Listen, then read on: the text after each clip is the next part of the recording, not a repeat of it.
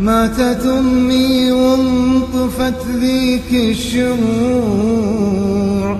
وابتدى حزني بأيامي وشاع.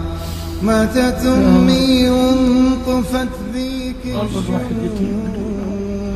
يا منيا غاب الدنيا واصدق عاطفة الكون. سأقبل يا خالقي من جديد، أعوذ بالله السميع العليم من الشيطان الرجيم. أحبابي في الله، ترقبوا وصايا الوالدة لكم. الله يسعدك يا أمي. الله يبارك لك ويبارك متابعينك. آمين. دعوة لكم. أوصيكم يا عيالي ويا بناتي المحافظة على الصلاة والقرآن بالرد. يا مرحبا، يا هلا، يا هلا، يا مرحبا. تعال تعال تعال تعال تعال. الله يحييك. يا مرحبا يا ابو باسم. يا مرحبا، يا هلا. شيء جميل ما شاء الله. عيونك وعيونك.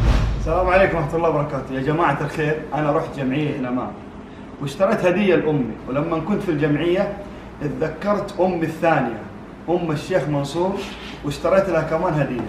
طبعا أنا دقيت على الشيخ منصور قلت له تعال للبيت، وجهزت كاميرات كذا وهو ما يدري.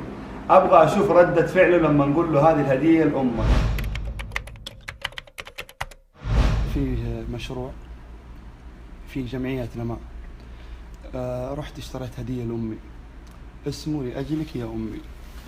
هذا ب1000 ريال. فكرة روعة يا منصور. شوف، تدفع 1000 ريال ويعطوك هذه الهدية. إيش فيها؟ تفتح هذه، مشروع عظيم، مشروع خيري، انشودة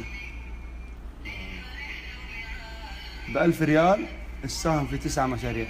أبشرك، أخذت هديتين، واحدة لأمي واحدة لأمك. هذه حقة أمك.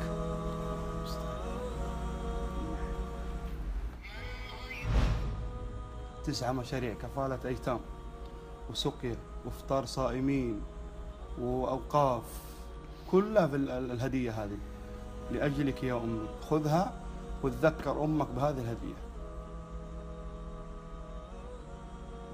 ماتت أمي وانطفت ذيك الشموع، وابتدى حزني بأيامي وشاع.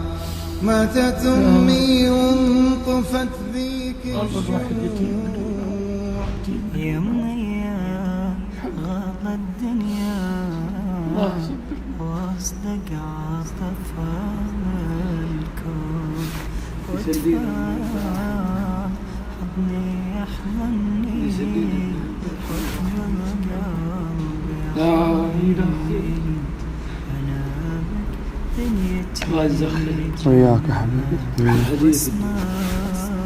تستاهل. رب ارحمهما كما ربياني صغيرا.